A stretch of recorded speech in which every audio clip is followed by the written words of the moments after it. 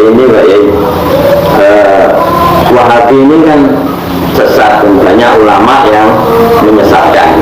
Bahkan guru saya ini mengatakan bahwa Wahabi Salafi ini merusak agama. Nah ini sampai di mana kesesatannya? Apakah sudah keluar dari Islam atau bagaimana? Wahabi ini sesat dan menyesatkan, tapi masih Islam. Tapi hampir keluar dari Islam itu. Kok bisa Pak ya? Misalnya ya, Wahabi itu punya keyakinan dalam tauhid rububiyah.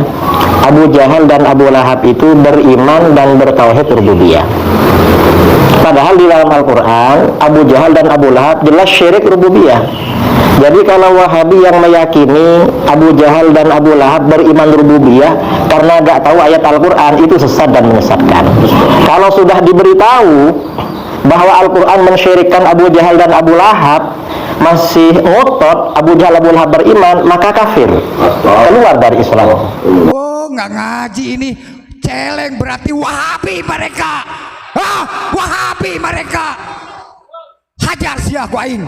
Permusuhan Asy'ariyah Mutaakhirin terhadap Salafi sering sekali dibungkus dengan istilah beda manhaj demi menjaga akidah atau melindungi umat dari tajsim. Namun jika ditelusuri dengan jujur teman-teman, masalahnya jauh lebih mendalam. Ini bukan sekedar perbedaan teknis dalam memahami sifat Allah Subhanahu wa taala, tetapi benturan antara dua cara beragama yang bertolak belakang, antara akidah yang dibangun di atas dalil dan pemahaman salaf dengan akidah yang berdiri di atas ilmu kalam, ta'wil spekulatif, dan taklid mazhab. Salafi dibenci bukan karena lemah dalil, tetapi karena ia meruntuhkan pondasi lama yang selama berabad-abad dianggap sakral. Ketika Al-Quran dan As-Sunnah dikembalikan ke pemahaman generasi awal, umat ini banyak bangunan akidah mutaakhirin yang mulai dipertanyakan. Dari sinilah kebencian itu lahir, bukan dari kebenaran tetapi dari ketakutan kehilangan legitimasi. Bagi teman-teman sekalian yang penasaran dengan kelanjutan dari pembahasan video kali ini, maka tonton terus video ini hingga selesai agar kita menemukan fakta yang sebenarnya.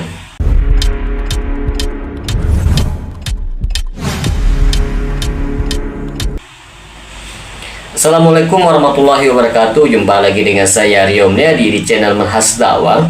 Pada episode kali ini kita akan membahas tentang kenapa Asy'ariyah Mutaakhirin itu membenci Salafi.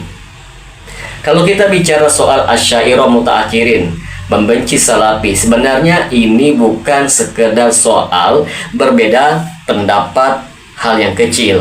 Ini merupakan konflik manhaj, cara beragama dan cara memandang otoritas agama. Dan kebencian ini tidak muncul tiba-tiba teman-teman, tetapi terbentuk dari proses yang panjang, sejarah, dan benturan kepentingan.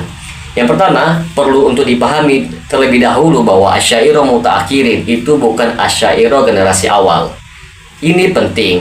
Banyak orang yang sengaja mencampur adukan agar terlihat seolah Salafi itu memusuhi Imam Abul Hasan Al-Asy'ari. Padahal yang dikritik Salafi adalah Asy'ariyah fase akhir yang sudah jauh bergeser dari metode Imam Abul Hasan Al-Asy'ari sendiri. Asy'ariyah Mutaakhirin itu sudah sangat kental dengan ilmu kalam, filsafat, ta'wil sifat secara nasib, logika Yunani, pendekatan rasional spekulatif, taklid mazhab, akidah secara fanatik.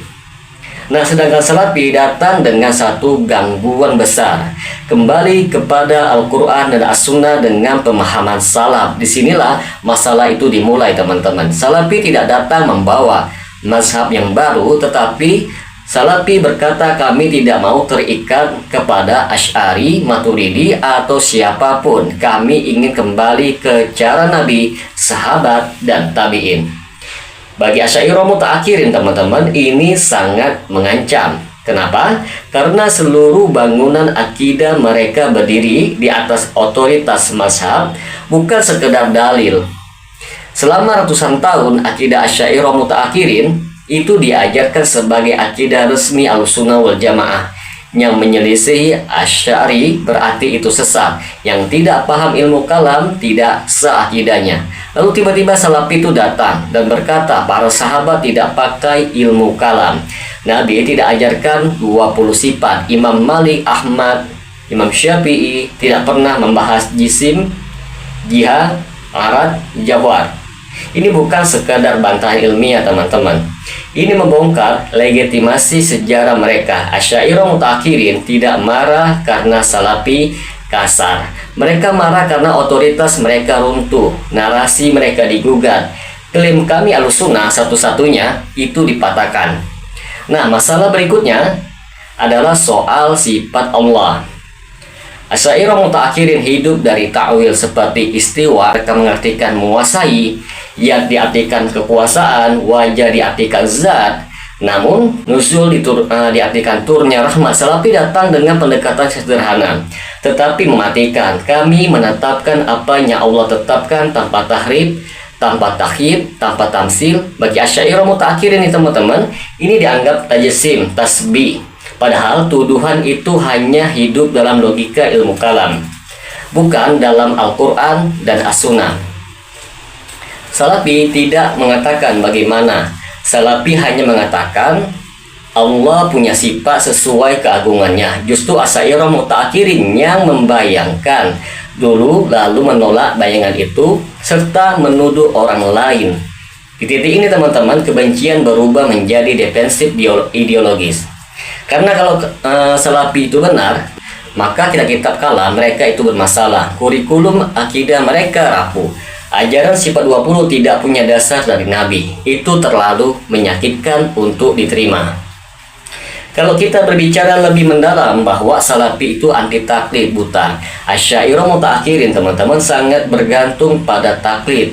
Seperti taklid kepada imam, taklid kepada imam akidah, taklid kepada kiai, taklid kepada tradisi, taklid kepada ulama kami. Salafi justru berkata, siapapun boleh salah, kebenaran itu diukur dengan dalil. Ini berbahaya bagi struktur kekuasaan keagamaan. Karena ketika umat mulai bertanya, dalilnya apa? Ini dari Nabi atau hanya pendapat Adam asal sahabatnya atau tidak?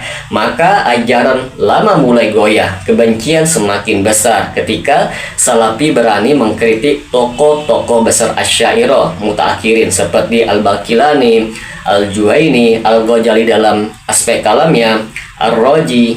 Bagi Asy'ariyah Mutaakhirin teman-teman, ini dianggap tidak beradab, merendahkan ulama, sok suci, merasa paling benar. Padahal Salafi hanya konsisten dengan prinsip. Kami mencintai ulama tetapi kami tidak mengkultuskannya. Nah, masalahnya mazhab akidah tidak bisa hidup tanpa kultus. Lalu ada faktor sejarah modern teman-teman. Kebangkitan dakwah Salafi di abad ke-18, ke-20 membuat Asy'ariyah Mutaakhirin khususnya kehilangan dominan seperti di masjid-masjid. Masjid berubah, kajian tauhid meningkat, khurafat ditinggalkan, bid'ah itu dipertanyakan. Bagi mereka, Salafi bukan hanya sekedar beda paham, tetapi perusak status quo, ancaman tradisi, musuh warisan leluhur. Maka label pun mulai diproduksi seperti Wahabi, kafir, Najd sesat, radikal, anti ulama, pemecah belah umat.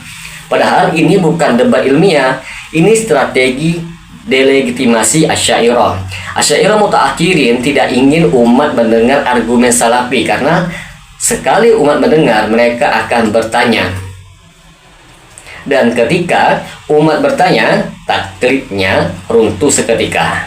Terakhir ada faktor psikologis dan identitas. Banyak Asy'ariyah Mutaakhirin tidak membenci Salafi karena dalil, tetapi karena Salafi mengusik rasa aman mereka. Salafi menentang identitas kelompok mereka. Salafi dianggap asing. Salafi tidak ikut tradisi. Ini konflik identitas, bukan sekedar akidah saja teman-teman. Ringkasnya teman-teman, Asy'ariyah Mutaakhirin membenci Salafi karena Salafi membongkar pondasi kalam. Salafi menolak ta'wil paksa. Salafi merusak taklid buta. Salafi mengembalikan umat ke manhaj salaf. Salafi mengancam otoritas lama, bukan karena Salafi tidak punya dalil. Justru karena dalil salafis itu sangat jelas. Semoga dengan sedikit penjelasan ini dapat memberikan manfaat bagi teman-teman sekalian. Dan apabila channel ini dapat memberikan manfaat bagi teman-teman sekalian, silahkan like, subscribe, dan share. Semoga manfaat. Assalamualaikum warahmatullahi wabarakatuh.